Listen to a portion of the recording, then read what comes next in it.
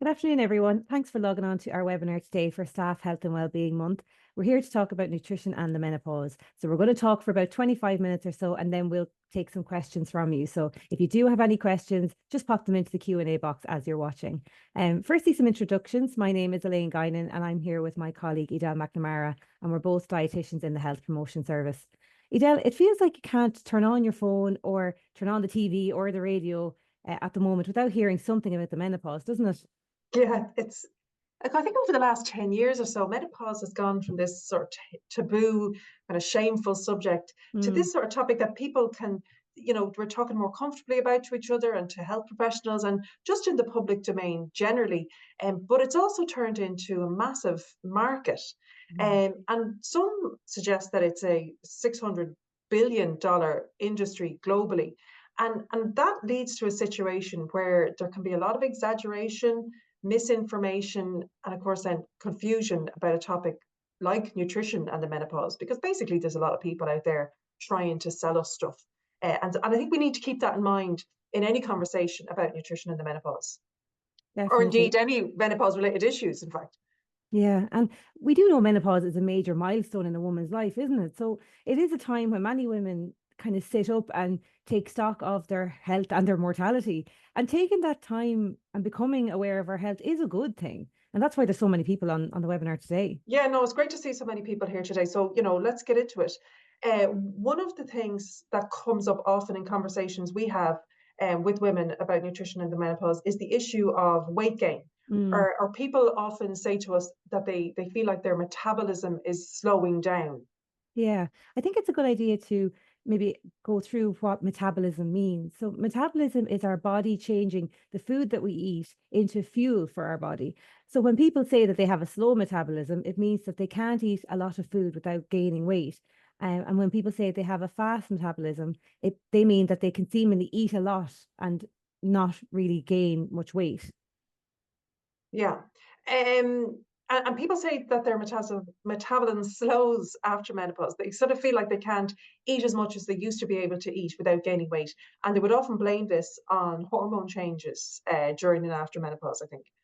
Yeah, and the reality is that generally speaking, we have around about the same metabolism or metabolic rate, but because we tend to slow down as we get older, we tend to move less and we can lose some muscle as well as we get older. So our body needs less food to survive, but we tend to still eat the same amount that we did before. So the result is weight gain. And that's one reason why it's important to stay active during the menopause. Yeah, so what you're saying is it's not just we've become less efficient at changing the food we eat into fuel for our body. We just Mm. need to eat less food uh, because we need less, but we're eating the same, so we gain weight. Yes, but if you stay active, that should help to prevent some of that weight gain. Now, where we store the fat does seem to be related to hormones. So during the menopause, women often store more fat around their belly. And that's because before menopause, we have estrogen, and that helps women to store fat in areas like hips or thighs. But then when we go through the menopause and the estrogen levels drop, this can lead to fat being stored as belly fat rather than fat being stored on the hips and thighs. Okay, and so unfortunately, that belly fat is linked to higher risks of heart disease Mm. and other heart problems. We'll come back to heart health in a minute. I think we'll come back to that. Yeah. And I suppose we would get asked a lot about managing weight. And we would always say to anyone who is concerned about their managing their weight that the number one thing to do is what we call a big look at your eating habits. And this does take a bit of time, but it's really worthwhile because everyone on this webinar today is unique. There is no one that eats like you. And you'll have your own different things going on in your life that will affect your food habits. So you need to do the big look for yourself before you can make any changes. And we do have a great resource to help you do this. It's called Talking About Weight. You can see it there on screen now. And some of you have copies there if you're watching in a group. It helps Mm. you find what the issues are for you in terms of food and weight. It's like doing this, like you said, this big look at the things in your life that affect your food intake and your physical activity. And the book guides you through to come up with some small but realistic things you can do to help manage weight. So it's Mhm. basically lots of questions. You can see here on screen a guide to keeping a food diary for a few days. And the instructions, I think, in the book are really to do this like a fly on the wall. Don't be hard on yourself when you're Yeah, and doing it it. and it's just for you, it's not for anyone else's It's not, eyes. no, exactly, yeah. Because I do remember one woman that I met in a group once that I was talking to, and she was in her 50s and she used this exact resource to do that big look that we talked about. And she said it was really eye-opening because she initially thought that she was doing okay with food, but it was when she kept the food diary for a few days and she was writing down the answers to the questions in the book that it really helped her to take stock. And she said she didn't have any major menopause symptoms, but she had been told that her cholesterol was high. And I think she said she had gained around 6 kilos, so about a stone in the previous 3 or 4 years that she was really struggling with. Okay, what did she, what, like, so what happened with her then? What did she do? Or, So when she did the big look using the book, she said that she realized like her fruit and vegetable intake was one thing that was way below the recommended amount. So the recommended, the guidelines would say you should have 5 to 7 portions of fruit and veg per day, but she was having about 3 portions of fruit and veg a day. And so she took a couple of small steps to get that up to having 5 or 6 portions of fruit and veg most days of the week, including the weekends. that's that, I mean, that's pretty good going. Yeah, And yeah, that's a, fairly big change. How did she increase it by so much? Because that's nearly double, double. isn't, or it is Yeah. double really, yeah. Yeah, and it is a big change, but she said it was a lot of little things that she did to do that. So she was always having fruit with her breakfast, but she just said she added a small glass of orange juice every morning. So then she was getting kind of 2 portions of fruit before she even left the house.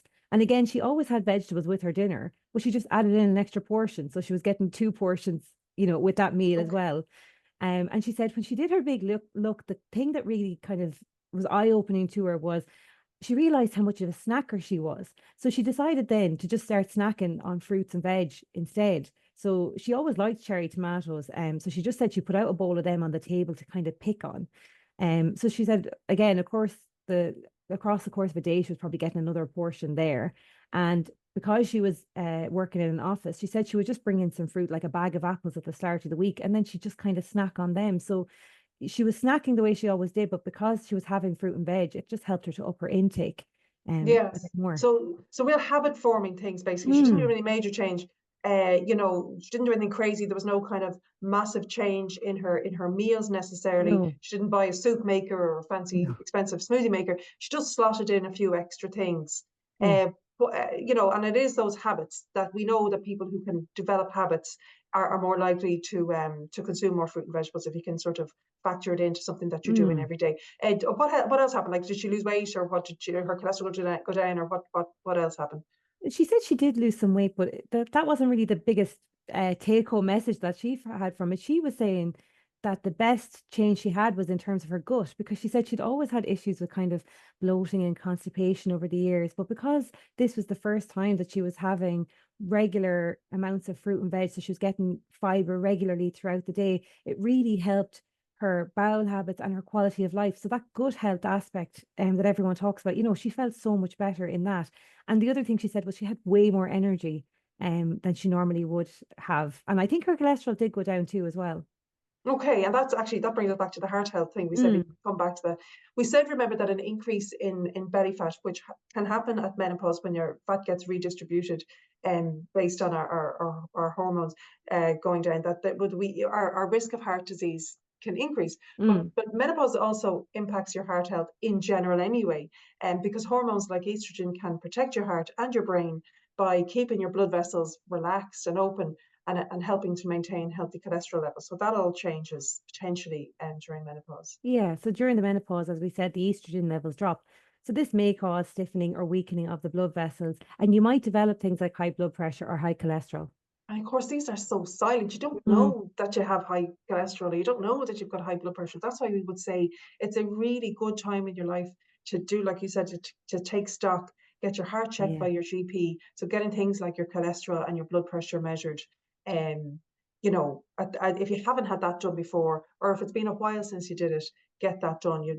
It's fairly straightforward and easy, and we would recommend that.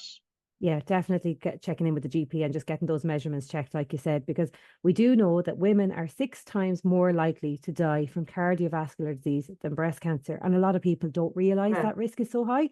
And we Mhm. also know that 80% of early heart disease and stroke can be prevented through small, sustainable changes to our lifestyles, such as the ones that we're talking about now.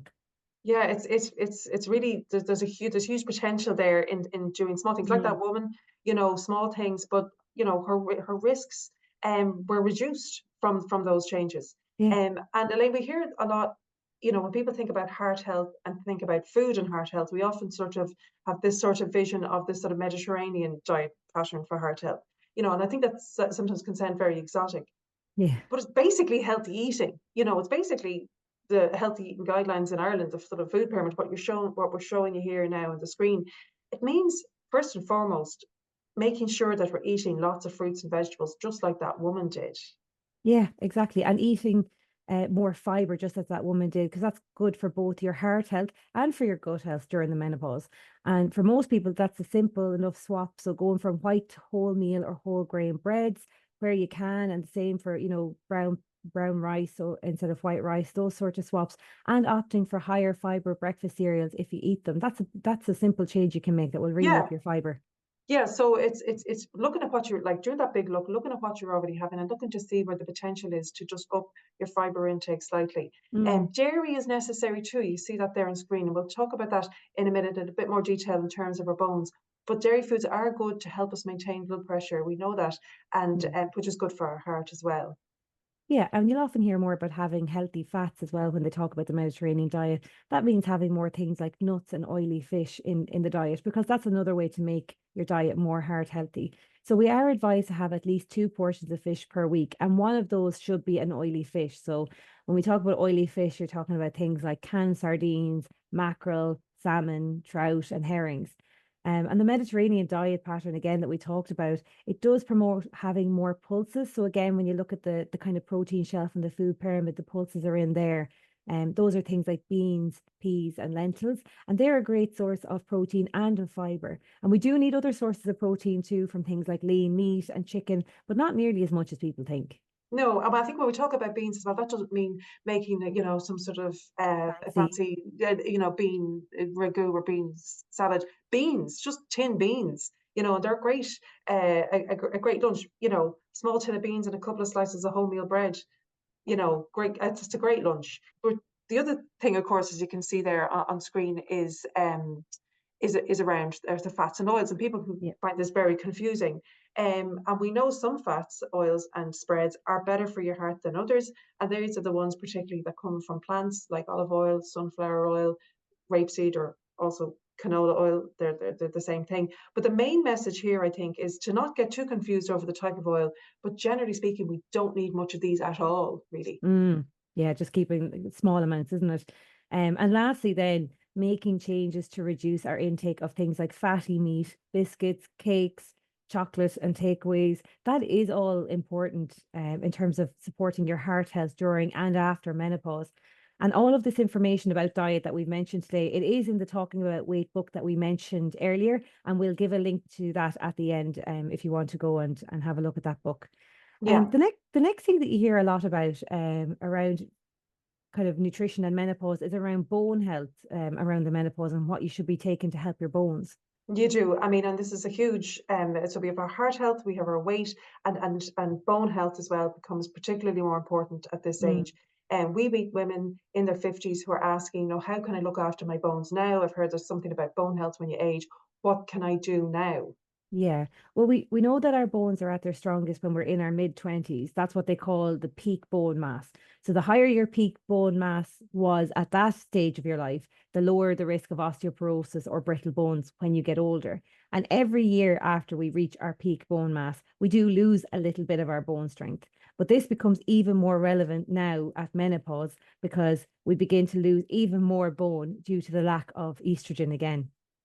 Okay, so like we can't turn the clock back to our No. teens and our 20s, unfortunately, to get strong bones. Although if you have children in their teens, you know, do encourage them to eat well for their bones. But we Mm, can do the best with what we have. And people think I think people tend to jump straight to think of calcium when yeah. you talk about bone health and nutrition. And obviously, yes, it's really important. But a well-balanced diet, the one that we've been talking about there and recommending for heart health, is, you know, that contains the right amount of calcium, vitamin D, and protein, as well as all of the other nutrients, is good for bone health. So it does need to be a kind of it's a broad picture of eating well that's important for bones, not Mm, just calcium. And in terms of calcium, for most people, the recommended daily calcium intake can and should be achieved through a healthy diet, which contains sufficient calcium rich foods. Yeah. And in Ireland, dairy foods, so things like milk, yogurt, and cheese, are the main sources of calcium in the diet. And because these foods are a source of protein and calcium, they are associated with higher bone strength in both men and women. Yeah, and people ask us more frequently now, because there's a much bigger market Mm, for plant-based alternatives to dairy. And a lot of them, because they know how important calcium is, have added calcium to them, but they wouldn't naturally contain much. So you do need to check the label because they don't all have calcium added, I suppose, is the yeah. point. And you mentioned there how important dairy was in terms of our bone health for calcium and protein. A lot of Mm, our plant-based alternatives like rice milk, oat milk, or the nut drinks, they do contain less protein than cow's milk. So that you need to bear that in mind as well. But I guess the next question then is, if we're to talk about dairy products and mm. women and bone health, how much does a woman aged 50 need to keep her bones healthy? Yeah, the recommended serving amount is 3 servings a day. So one serving is a glass, so a 200 ml glass of milk, 1 carton of yogurt, a bottle of a yogurt type drink, so a 200 ml bottle of a yogurt drink, 2 thumbs of cheese. So that could be any sort of cheese, whether it's, a cheddar or a soft cheese like a brie. And then I know there's probably not many people over the age of 65 on the webinar today, but for adults over the age of 65, they do need a little bit more. We'd say about 3 to 4 servings for them. Yeah. Um, so those are the main sources of calcium that we have in the diet. Yeah, I mean, there are, again, another question we get asked a lot is like, what if I don't like those foods? Mm, How else can I get calcium? And you would pick up calcium here and there from some other foods. There's calcium in bread because they add calcium into white flour. Some green vegetables, some fruit like oranges and dried figs, kind of randomly. mm, Some nuts, particularly almonds. If you eat canned fish, which we talked about being such so good for your heart, and you do eat the sort of soft edible bones, they contain a lot of calcium. yeah, But I suppose they're foods that probably not most people don't eat specifically every day a lot of. So by far yeah. the easiest way is to get it with dairy food, which is why there is a specific recommendation on the amount, like you've said, that we should eat or aim for every day. We had it there on screen. Um, Yeah, and I suppose even with that, then sometimes people will often say, okay, I'm having them, but I might not be having enough of those other sources of calcium. So then we get the question of, should you consider a supplement? Yeah, and what supplement should that be? Mm, And dietary sources are the preferred option. And calcium supplementation, preferably in combination with vitamin D, should really only be targeted to those who don't get enough calcium from the diet, who are also at high risk for osteoporosis, because there mm. are side effects from potential side effects from calcium supplementation, things like kidney stones and gut problems. So if you do your big look and do your food diary, but you decide that maybe a calcium supplement is warranted for you, I would talk to your GP rather than just getting something over the counter. And so have a chat with them first before you start taking a supplement, which Yeah, you and I take in the long term. Yeah, and I think we also need to say at this point as well that there are other things that affect your bones. And alcohol is bad for your bones. Smoking is also bad for your bones. So if you are a smoker, one of the best things you can do for your bone health and for your heart health is to give up smoking. And there is free support there from the HSE if you do want to do that. And being active, of course, benefits bones and our muscle strength too, because we did mention earlier that as we get older, we can lose muscle. So Yes. exercise, where you hold your own body weight up, like having a brisk walk or stair climbing or going to the gym and lifting weights. All of those things can help to improve your bone health. Even if it's just going for a walk. Yeah. It's so important, isn't it?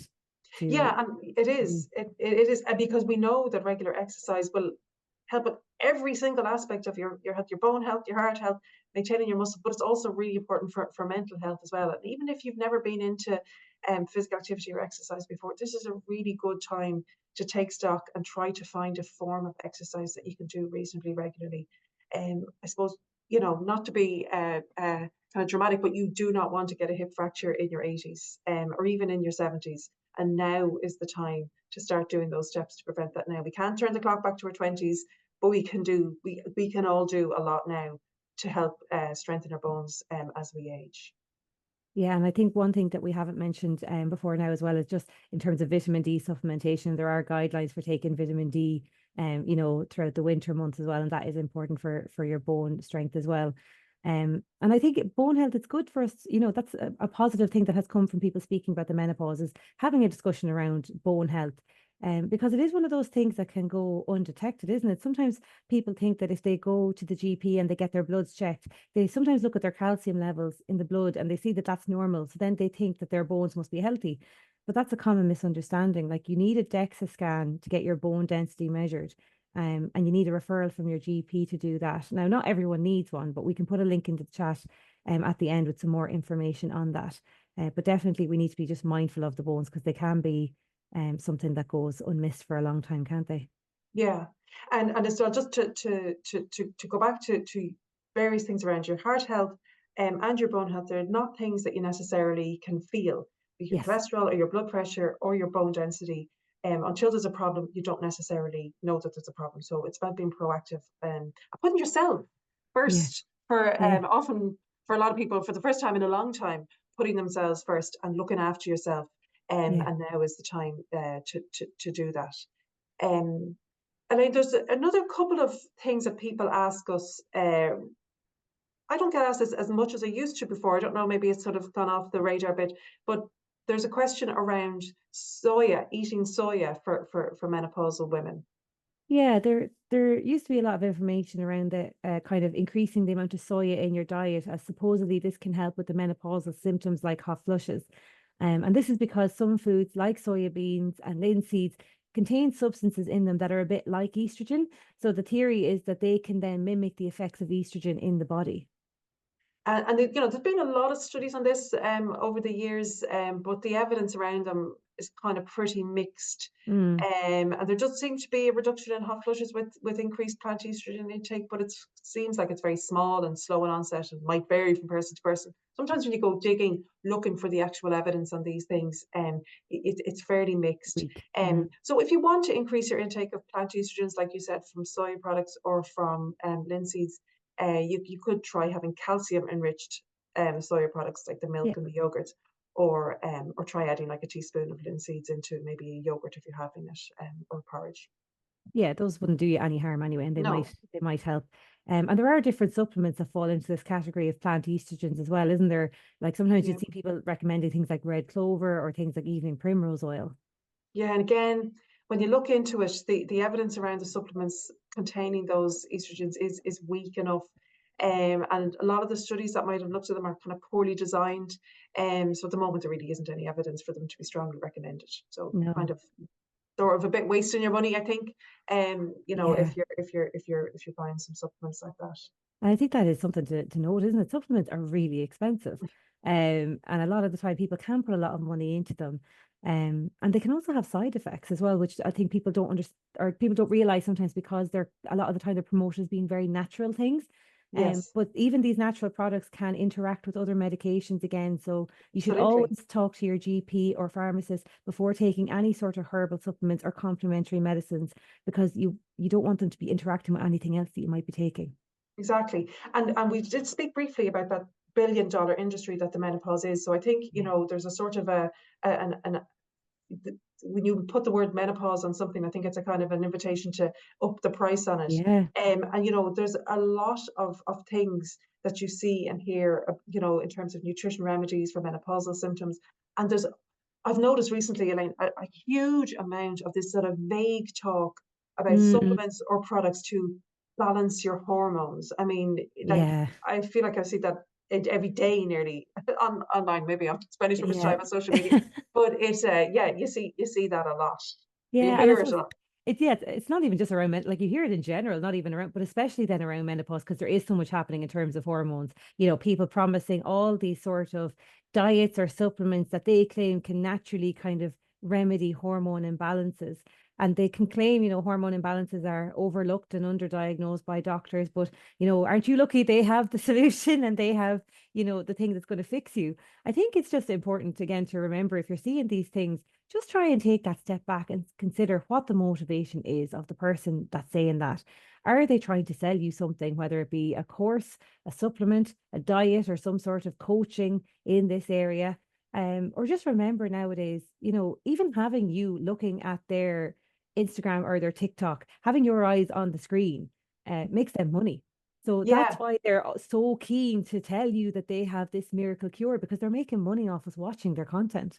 Yeah, they can make it sound so appealing, and Yeah. Elaine, I nearly believe it myself. Yeah. They're very convincing, and I have noticed, and I think it's unfortunate, but we have to sort of point it out that even qualified, legitimate doctors, pharmacists, nutritionists, and dietitians can talk about things in relation to. It's like this kind of a gold rush, Yeah. for the menopause, so they can talk about things in a very sensationalist way, because when people experience uncomfortable symptoms like hot flushes, they want a solution to it. And so if there isn't a sort of a solution that works in a kind of conventional way, they are willing to spend their money on something that can. So when there's a Mm. market, there's always going to be people who are going to, meet that demand with something.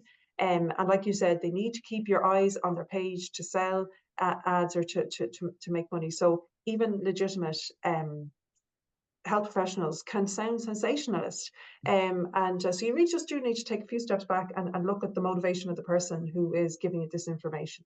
And Yeah. there's also a huge number of quack nutritionists out there too. So, I wouldn't part with my money unless you were extremely sure that the person was valid and check the qualifications that they have. Yeah, and again, I suppose we're kind of saying it, oh, they want money, whatever. But sometimes these things can cause harm as well. So that's why we're just saying be aware, because you want to make sure that if you're going to do something and again part with your money, that it's going to not cause you any harm, Mm, and that you're actually going to get some benefit from it. So yeah. I suppose to sum up what we're saying, like there is some research in the area of nutrition and menopause, but there's nothing really overwhelming. And you are at a natural stage in your life to take stock, which is a good thing. Like Edel said, it's the first time for a lot of people that they actually have some time and breathing space to think about themselves and to look after themselves. And that is a good thing. So if you do decide to make dietary changes, just think about doing that big look that we talked about. And it's looking at the little things like, your fruit and veg intake, your dairy intake. Think about your intake of foods like the biscuits, cakes, crisps, chocolate takeaways. And changes in these sort of things can make a big difference. So really taking the time for yourself to do that big look, it is really important. Yeah. And I mean, I think we're not being kind of miserable about it. We can still enjoy all foods, but I think if you do that big look, oftentimes we find that actually, balancing your hormones, you were talking about balancing the amount of the sort of fruit and veg versus cakes, biscuits, cake, and takeaways can often be a bit out of whack.